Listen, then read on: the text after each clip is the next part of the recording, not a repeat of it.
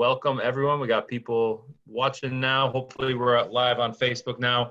So welcome back to another virtual tasting with Benny's Beverage Depot. I am Pat from the Whiskey Hotline, joined as always by Brett and Joe. We have a couple special guests today from the Brown-Forman Corporation. Brown-Forman, one of the world's largest beverage alcohol companies, famous for brands like Jack Daniels and stuff, but they have a lot of other brands too that don't get as much attention. We're going to talk about a couple of those today. Jackie Zykan, one of the master tasters at Old Forester Bourbon. Jackie, welcome back. Hey. And we have Rachel Barrie, who is the master blender for the single malt side of this portfolio, which famously includes Glendronach, BenRiach, Glenglassaugh.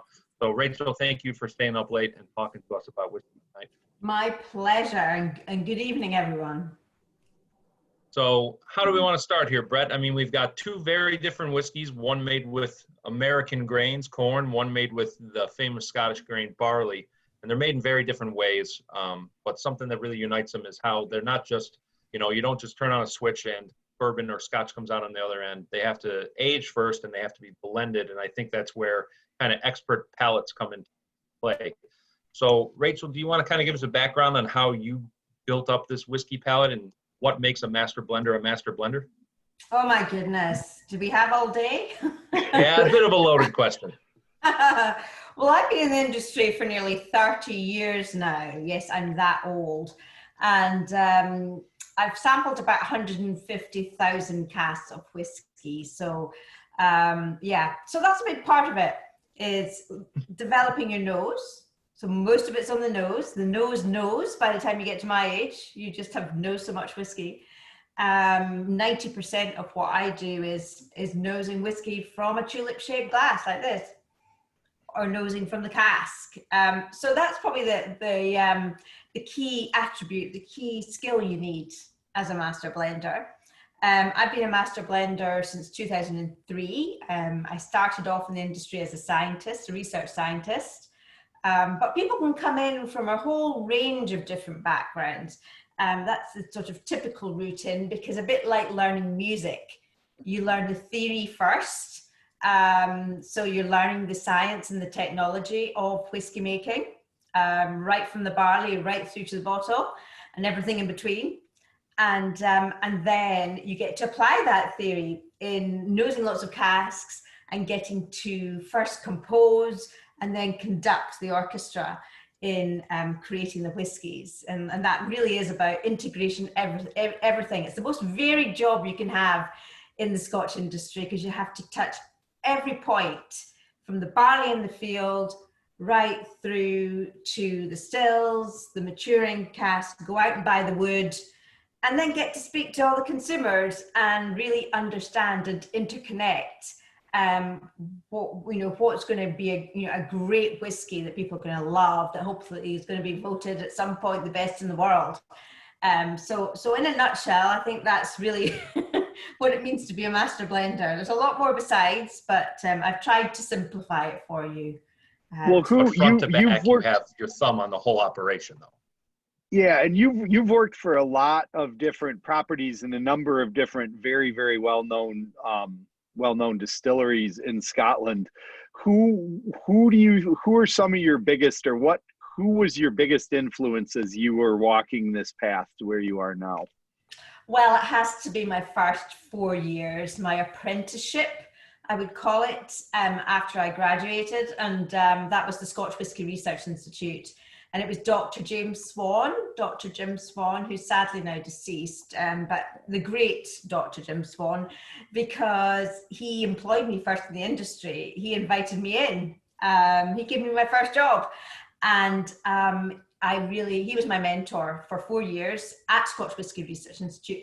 And then for years after, because he traveled the world, working with lots of distilleries, selling wood, looking at wood quality, and working with so many different distilleries. And he just knew, he looked deep into the nature of everything in whiskey making and just understood it all better and could make great whiskey. So yeah, was my greatest mentor.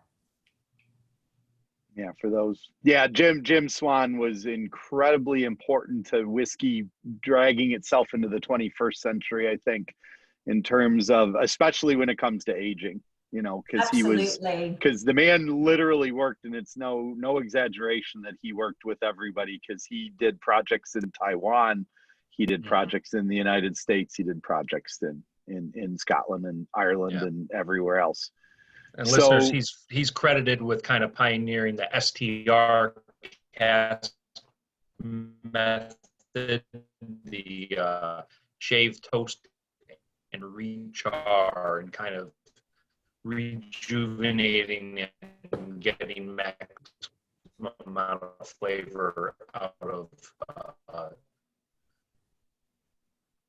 here we're losing. I think that Pat has some other people in the household that are playing video games. Am I frozen? So it might be, yeah, there you go. You just came back. Said tell small business owner to get off of Fortnite. So Jackie. Yes, hi. So Jackie, you are now creating and driving where Old Forester is going. How did you get there? So my background is a little bit different. There are some similarities, but just kind of in an interesting, different way, as Rachel's actually. Her comments about really getting that scientific structure and understanding down first being so crucial to understanding the whole picture could not be more true. So I started out on the bar side, actually, bartending my way through a chemistry and biology degree in the intention of going the medical route, but made a little bit of a switch. I ended up in Louisville, Kentucky, and for the first time ever was really kind of hit with this plethora of things that I realized I knew nothing about, and that just started this insatiable hunger to get it all under my belt. The restaurant group I was a partner with down there, one of the owners was a master sommelier, Brett Davis. And so working with him for about 5 years really, really helped me to fine tune and just put a little bit more structure on how I approach my palate in general. So he was a huge influence. But working from bartender to bar manager to beverage director for multi-concepts spread across the South and US, and as a buyer position, you're tasting something every single day. You're tasting tons of things every single day, and you're getting to see the nitty gritty, not only getting some production insights, but also getting to know how to sniff out the BS, if you will. I'm sure a lot of people like listening are aware it's out there. So my side of it kind of came from this bar on premise application. And with that, of course, was cocktails. And I picked up a lot of shaker for hire gigs on the side. I did a lot of work with Four Roses while I still had that job. And Jim Rutledge really inspired me to be humble in the industry, to be honest. I remember we would go out after events and what have you. And he was the first person I ever saw that just, it's not that he was over it, or maybe, no, in retrospect, like maybe he was, you know, I have no idea. This was like 7 years ago, but he was the only person I knew that just could so quickly just briefly smell a yellow label neat and go, nope, this was off. Give me the bottle. We need to call somebody, and was just so on it. And it was so admirable. And he never made a big deal of himself. I remember, I'm going to this was to tell you about my background, but it's important. I remember his farewell party in Louisville after he had retired. And I went up to him and I told him all this stuff. And I said, you inspired me. You did all these things. And he goes, looks like someone had too much to drink. And he just walked away from me. And I was like, that's exactly what I would expect you to say, right? It was just great.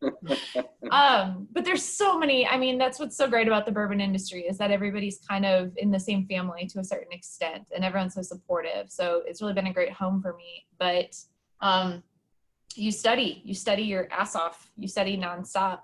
You smell everything, you taste everything, and you just have to. So yeah, here I am, I guess. So now if you're out and you get a bottle of Old Foe that isn't quite exactly right, do you get on the phone and call somebody? Well, this isn't a BS thing. I'm not trying to like skirt around it, but I've never had that happen. But every now and then, though, it is possible that, especially some of our craft products that have a cork enclosure, you do come across a corked bottle of whiskey. And so that is like, shut it down, get it out of here. Like, then we 100% take care of it. Other than that, I will have already been on the panel to say it was good to go, unless someone's like pulling the old switcheroo in the bottling line somewhere, but I highly doubt that's going to happen with brown products. So yeah, that's good. So I guess the next thing we want to do is let's talk a little bit. One thing that is tying together, and you know, the rules around what wood can be used in the bourbon world are pretty strict. The rules in what can be used in the Scotch world are obviously exist, but are less strict. So where are you guys both going? And maybe Rachel, because you were given a little bit bigger palette to work with. So what are you working on now? And you've got a massive amount of palettes because you have 3 different distilleries with 3 different distillery characters, 2 of whom are, well, actually all 3 of whom, but 2 of whom I think on a regular basis are still doing a peated mash bill, because I'm assuming BenRiach is still running a fair bit of peated malt through. I'm guessing Glenglassaugh is probably running a fair bit of peated malt through. I don't know whether Glendronach are still doing it, if they're the one-offs, but what direction are you going for products that we're going to see 8, 10, 12, 15 years ago? Is there anything new you've been experimenting with now that that SWA has opened up your ability to use more different sorts of woods, cognac casks, ex-mezcal, ex-tequila, so on and so forth? Yeah, I mean, Brad Forman acquired the 3 distilleries just 3 years ago, or 4 years ago now. So, and I joined very soon after that. So the first task really was to decide on the direction for each distillery, because they're all very different, as you've said. You know, we're very lucky here in Scotland having very diverse landscape and a very small geography. So, you know, we've got distilleries from basically from the near the hills, BenRiach, quite high up, to the valley, Glendronach, and deep in the valley of the Brambles, and right to the coast with Glenglassaugh, right on the beach, shaped by the sea. So, and these are all within a triangle of only, you know, 30 kilometers between them, pretty much. And they're all completely different, and so influenced by the landscape. And really the first task was to really look at the character of the distilleries and make a decision as to, you know, really how to make that shine, how to bring that to life. And there's some really exciting stuff happening at the moment, especially with BenRiach. You won't have to wait long, just a matter of weeks. I can't say any more, but it's so exciting, and it's what I've been working on for since nearly 4 years ago, since I started. And that as soon as you see it coming out, you'll know exactly what I'm talking about. It's deciding on the types of casks, as you said, what to experiment with, what works best, and what really brings that distillery to life. So BenRiach is it's fruit forward, very fruity Speyside style, like orchard fruit. I call it like the patisserie of Speyside. And you want to have all those layers with all these different cask types. And of course, with Brown Forman, I've been experimenting with virgin oak from Alabama, from Louisville, from the cooperage, looking at different Tosi and Cherry levels. And then on top of that, you know, looking at rye casks, or, you know, different types of, bourbon, different mash bills of bourbon casks. And then also, you know, all around the world, everything from rum in Jamaica to South African wine, to obviously sherry in Spain, to French wine. What have I missed? Marsala in Sicily, port. And lots and lots and lots more. I could go on and on and on. So BenRiach has really been the one which, you know, it's been like a child in a sweetie shop. I'm going to experiment. I'm going to keep experimenting, big time. Whereas Glendronach, for me, this is my roots. I've got Glendronach 12 in my glass, and this is my roots. So this takes me back in time. You know, my grandparents, my great grandparents, great were all lived very close to the distillery. And the very first type of cask that was used in Scotch maturation back in the early 19th century, in 1826, when Glendronach was established, was the sherry cask. And James Allardyce, the founder, he was a smart cookie, and he knew how well this would go with the Highland style. You know, there's not many. Have you got a Glendronach 12 there? I do indeed. Ah, you do. I do indeed. We happen to have that around in the office. Yeah, so sherry cask maturation works wonderfully. There's so many synchronicities. I talked about the landscape there. Glendronach's deep down the valley. It's virtually at sea level, even though it's about 20 kilometers, 17 kilometers from the sea. And if you go to Jerez in Spain, it's 17 kilometers from the sea, and it's the same altitude. The grape has the harvest at the same time as the barley harvest. There's many, many, many similarities between the character of the sherry, with its acidity, its sweetness, its dryness, the nuttiness, and the complexity and all the different facets of oxidation as there is in Glendronach as well. So for me, it is being the master of sherry cask maturation and really understanding that in great depth and making it even better, mastering it even more. You never stop mastering the art.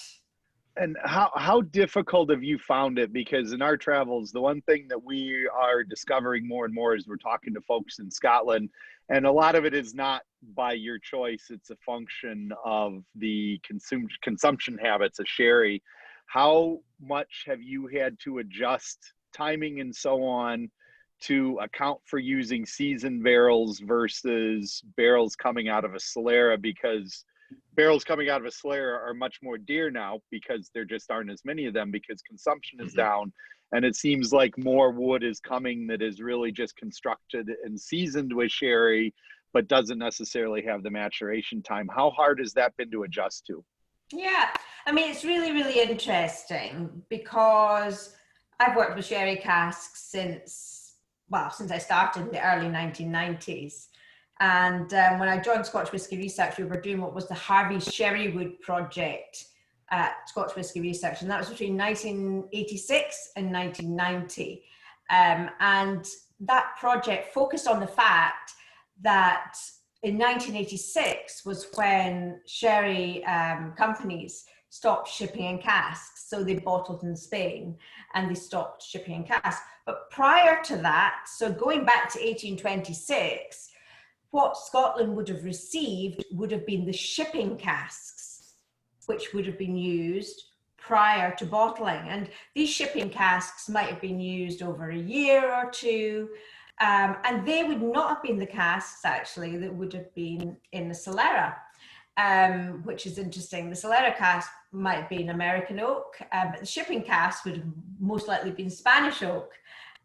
So that's what the Scotch industry would have mostly got was the Spanish oak shipping casks that were used, which are not dissimilar to what we do today. So the number of people in the industry I've spoken to who absolutely agree with me. I remember speaking to Bill Lumsden just a few weeks ago, and he was like, Rachel, the sherry casks we're getting now are like they were when we worked together, 20, 25 years ago, and it was phenomenal sherry casks.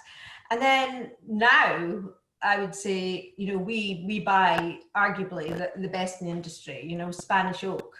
I don't think anyone else specifies, to my knowledge, all Spanish oak. But we do at Glendronach is really, really important. So yeah, I think the quality has never been better. So it's definitely not a worry. It's quite the opposite. Because we get lots of richness from that Spanish oak. I mean, it's so important. I had no idea they were still shipping in the cask into the 1980s. Oh yeah. Because I mean, sherry was, my grandparents, great grandparents, blah blah blah. And I used to get a little glass of this, every Christmas. An Oloroso before dinner, Pedro Jimenez after, and sherry was so popular in Scotland, and it was brought in and it was bottled. So a lot of the sherries ended up being procured actually by Brits, and they brought them in casks and bottled it in the UK, and that stopped in 1986. Yeah. So that's what triggered the Sherrywood project at Scotch Whisky Research Institute, because it was like, well, right, okay, what are we going to do now? Because the casks aren't being shipped over to Scotland with the sherry in them, and so we have phenomenal quality casks. I mean, the casks, the Spanish oak's still made in the same way. It's a very traditional process, virtually unchanged over the centuries. So very like Glendronach. You know, if you go into the cooperage or go into the bodega, it's very, very similar to stepping back in time to, 1826. Same with us. You're going back into that courtyard and the copper-clad cast iron mash tun, the wooden washbacks, all of that feel, it's still very, very traditional. Yeah. Did that answer your question? Yes, that did, actually. Well, and it's good, and it's interesting because you really highlighted one of the things that you have, just all these things out there. And Jackie, you're also sort of tasked with the same sort of thing in terms of innovation, but what you are given to work with by legislation is a much, much narrower band that you have to work on innovating within. And I think one of the great things that's happened over the last 4 or 5 years, or however long it's been going now, is the Distillers Row series, where you've managed to take a product whose rules are really written for uniformity and create a number of different, very distinctive products going, from 1870 to 1897 to 1920, 1910. And you have done innovations using different subtle tweaks of different things. So where do you go next? I mean, how did Distillers Row develop and those subtleties, and two, what other directions do you have to work in from the last which was 1910?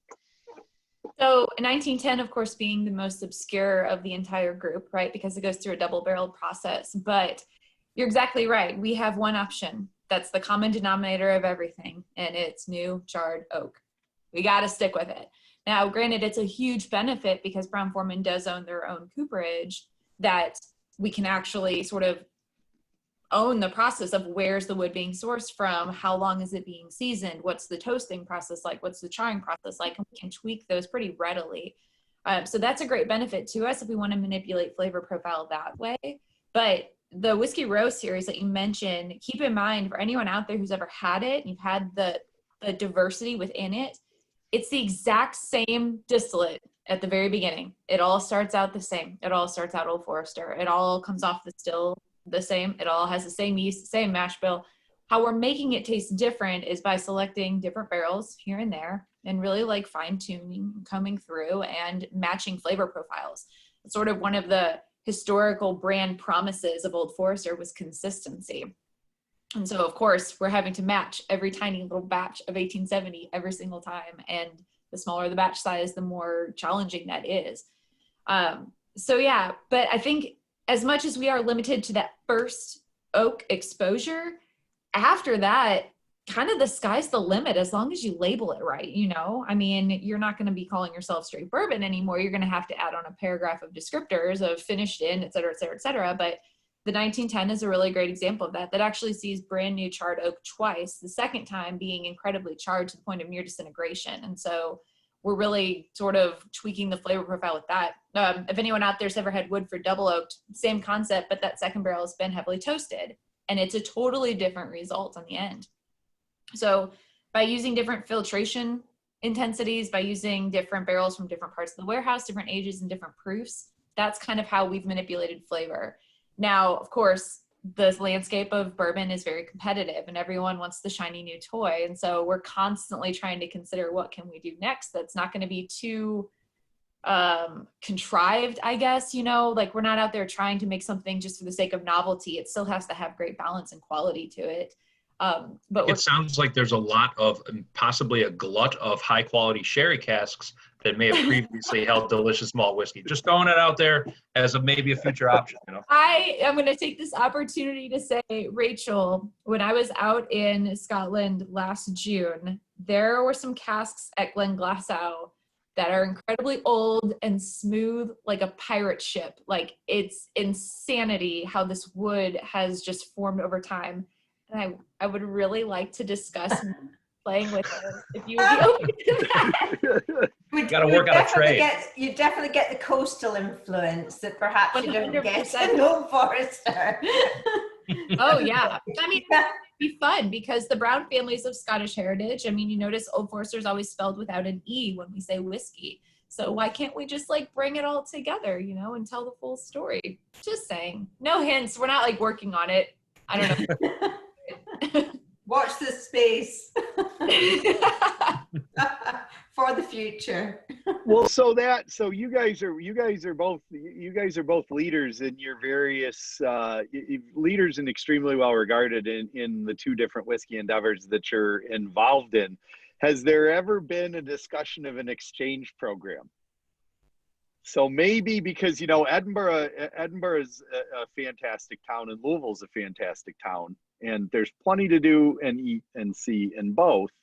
So what kind, and actually this is even more, what kind of crossover is there or has there been? Has there been anything talked about crossover amongst the different whiskey families as the Scotch distilleries get more and more integrated into the Brown-Forman family over the last couple of years?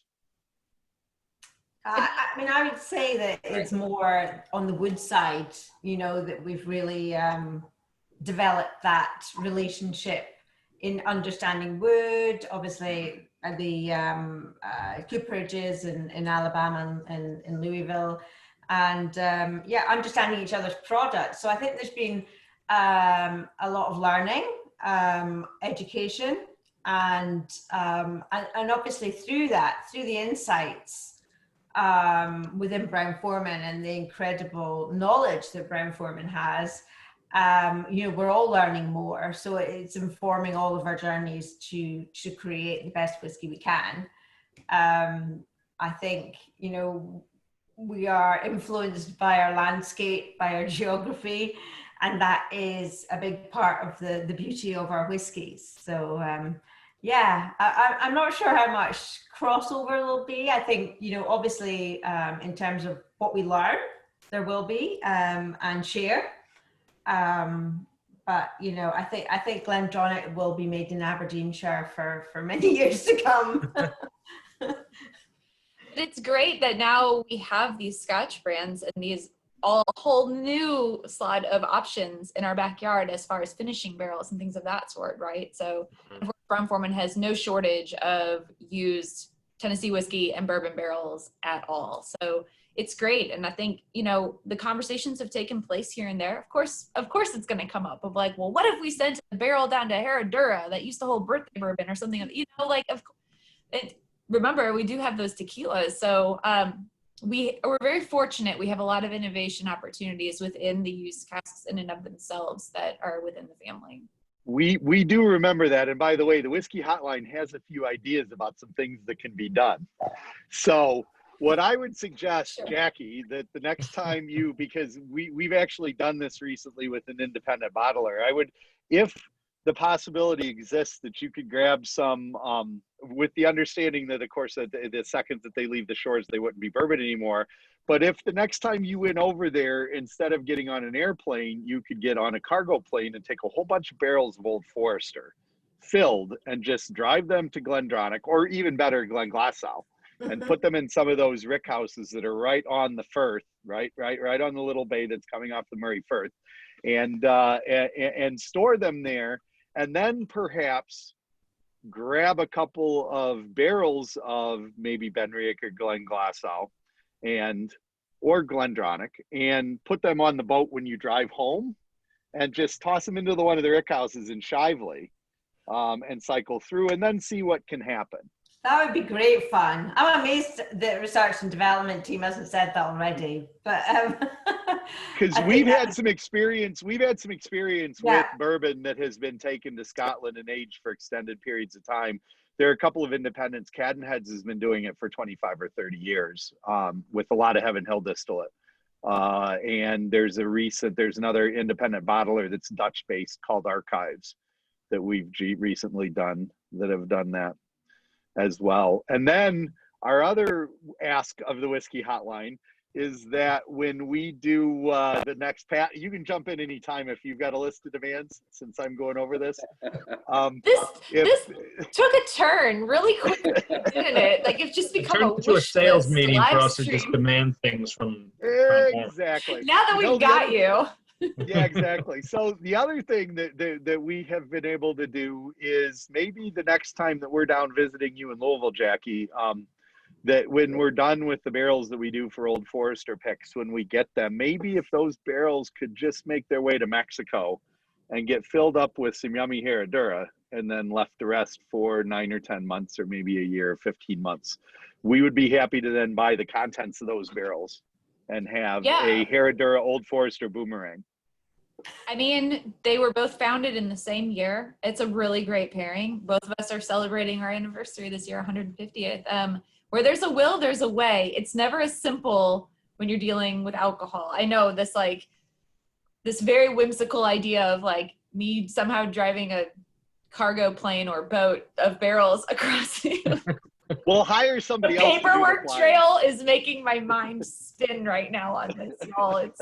There's a lot of, but you know what? It just all comes down to label legalities, right? And just figuring it out. So where there's a will, there's a way. Nothing is impossible. 150 years for Old Forester this year, huh? Mm-hmm. Yeah, for Brown Forman, yeah. Now, is there any special stuff planned for that toward the end of the year? Of course. There was special stuff that was supposed to come out at the beginning of summer, but given the climate that we're in right now, it wasn't really appropriate to be like celebrating in the midst of really harsh subject matter. So we delayed it. So look this fall for something very, very special from Old Forester to come out that is a celebration of the 150th anniversary. I do not believe I am allowed to say exactly what it is, but there is something and it is good. And it was actually the first project that I hand selected the barrels which go into each batch. So there is more than one batch. I can say that. But it was a very, very, I don't know. I take a lot of pride in what that end product came out to be. So I'm looking forward to seeing. That's really cool. Think about it. So over the years, you've tasted a lot of barrels from all the various warehouses, right? Did you find yourself, before you even went into that project, already having certain floors or certain warehouses in mind that you've kind of thought of as a honey hole over the years or something that you knew you'd want to funnel in there? That's probably hard not to do, I suppose. Well, this particular lot of barrels had been designated due to a special amount of time that the wood had been seasoned.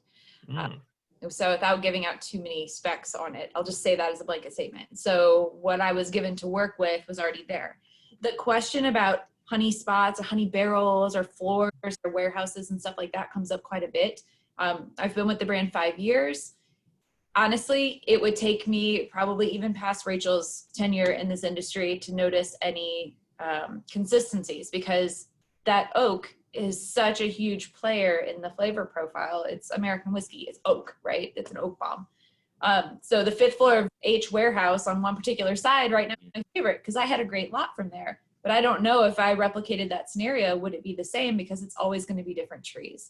So that's what keeps it interesting. You know, you see generalities based on how barrels react with dilution more so than what spots yield specific flavor profiles. It's interesting.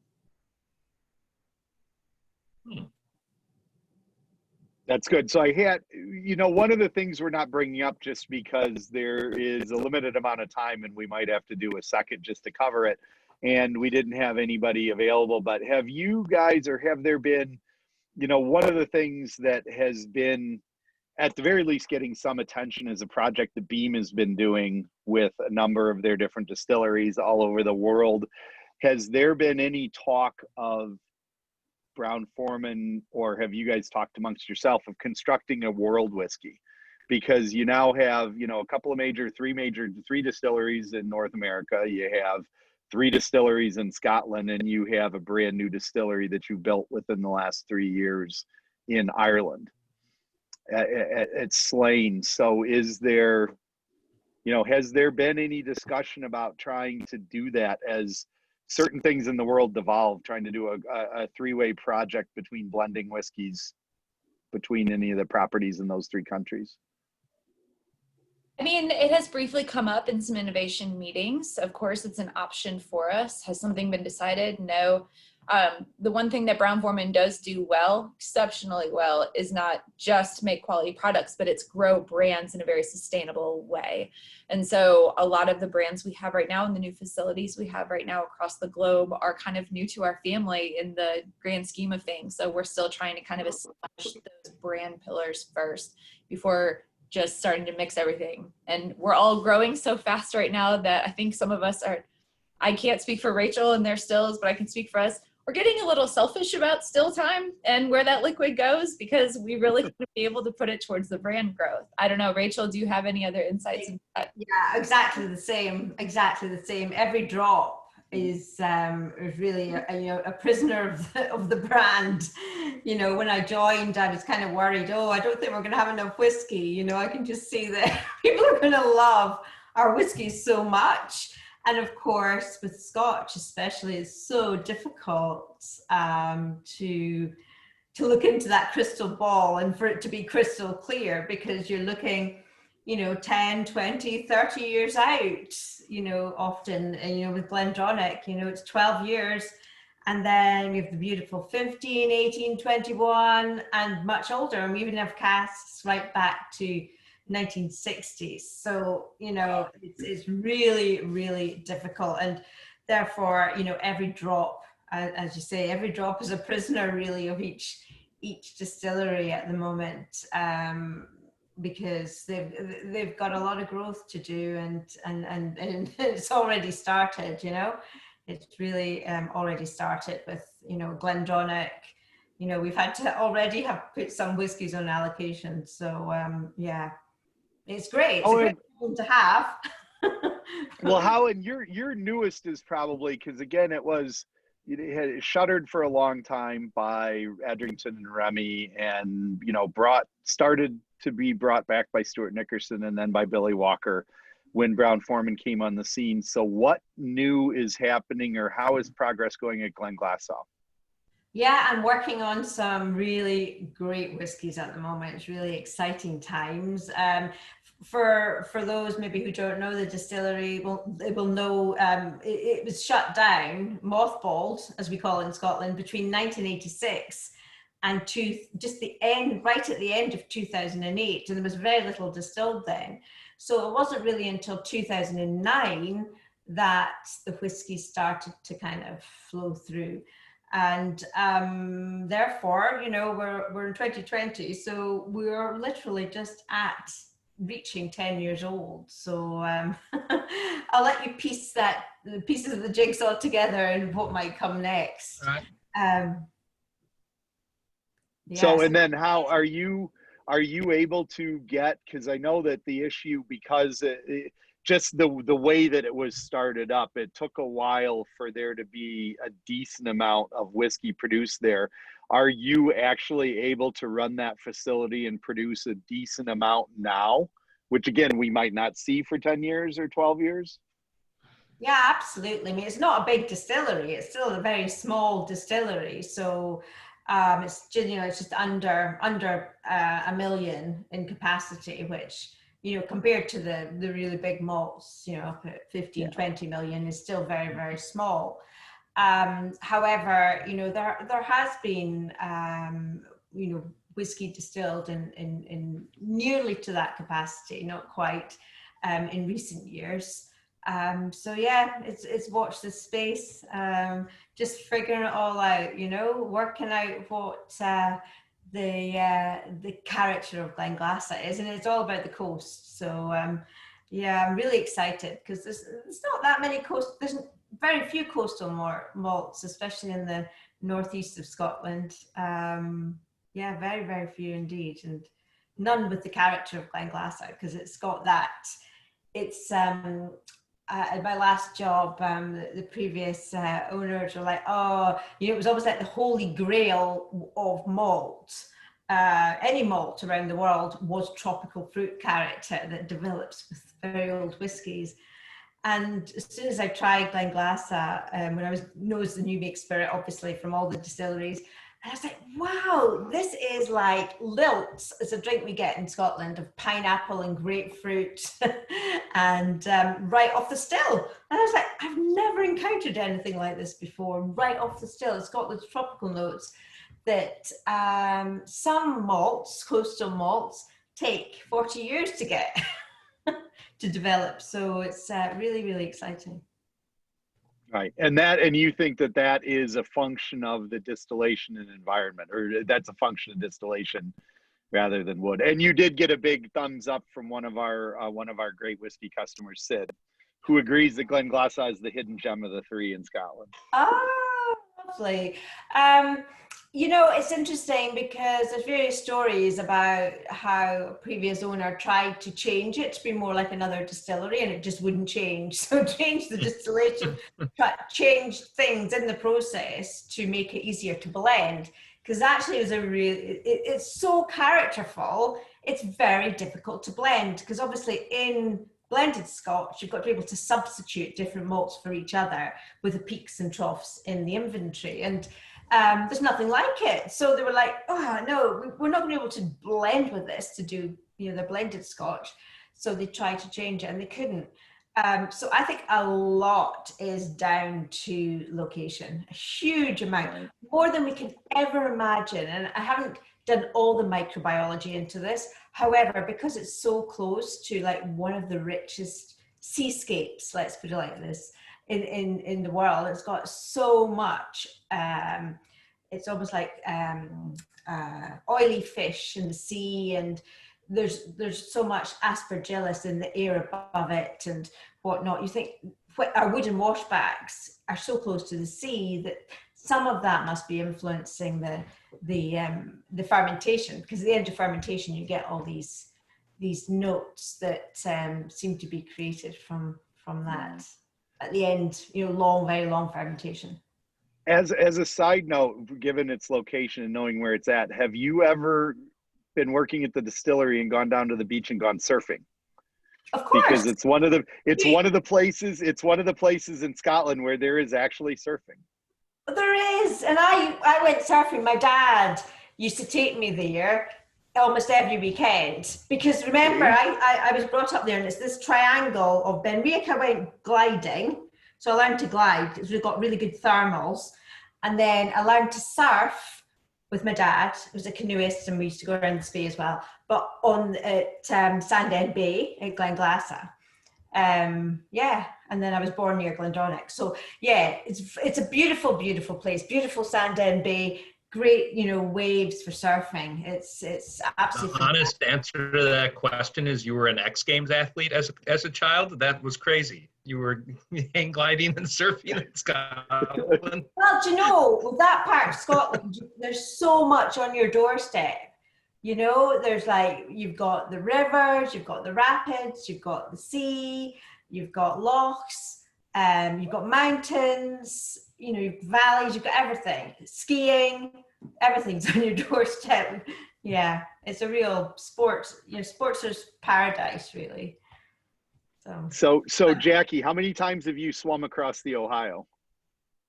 0. 0.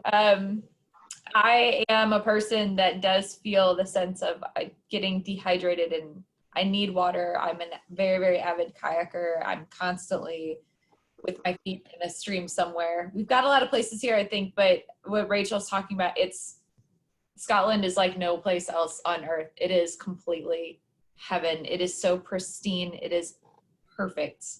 It's incredible. I'm so sad that we're all banned from travel right now, because I'm chomping at the bit to be back there for sure. You'll be on the beach, Jackie. Next time you're going to be on the beach surfing.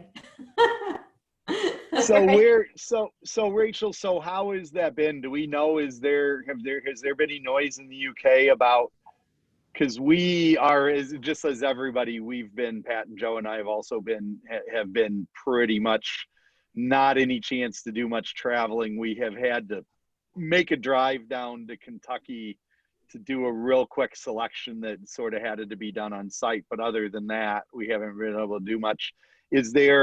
what's the status? How are things going for you in Scotland, and what kind of progress do you think you're making? Yeah, I think we're making good progress here in Scotland. The schools are back, so which is a good thing. Universities as well. So that's a good step. Most people in offices are still working at home. People are kind of traveling really around Scotland a lot. I went Isle of Skye and up to Angus and and all over. So that's good. Some people have gone abroad in Europe, but they've been caught out because the UK is putting in place some quarantines as well. So people have had to rush back from holiday if they have travelled out with the UK. But yeah, it's slowly and surely starting to get back to normal. But people are, very, very safe, social distancing, masks, etc. So yeah, I think people have taken it really seriously here, and it's getting results. I think so. It's going in the right direction. Fingers crossed. Yeah, good, because we haven't been to Scotland yet this year, and that's missing. And we had to get all of our Louisville time out of the way in February and March. Well, hopefully it won't be long. Yeah, sorely missed the annual our Glendronach opened today. The visitor centre opened today, so that was big news. It was able to open today for the first time in quite a long time. For tastings and the shops open, so there'll be some fun stuff in the distillery shop for people as well, if, when people are able to visit. Excellent. Well, we'll be there soon. I hope so.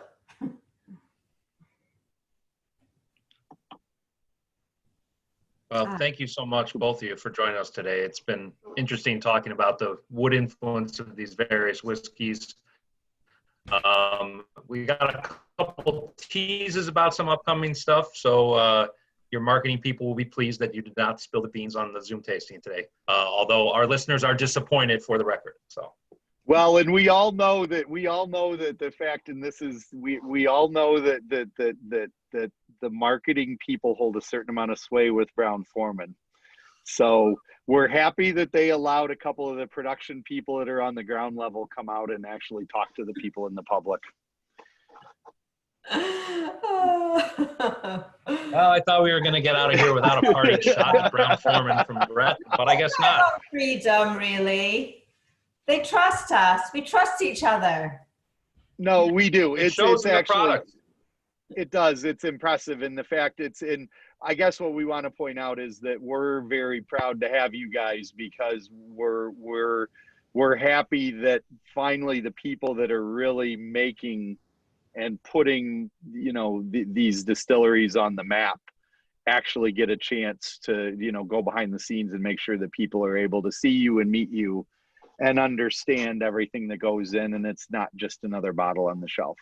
So yeah, it's just great to have the opportunity to speak to people and get out of the distillery lab and the blenders lab and interact and spread the word and hear what people have to say. It's really important as well when you're working with a whiskey, because that's the connection you need to get that understanding of what people enjoy at the end of the day, and it kind of subliminally influences where you're going to take it next. Yeah.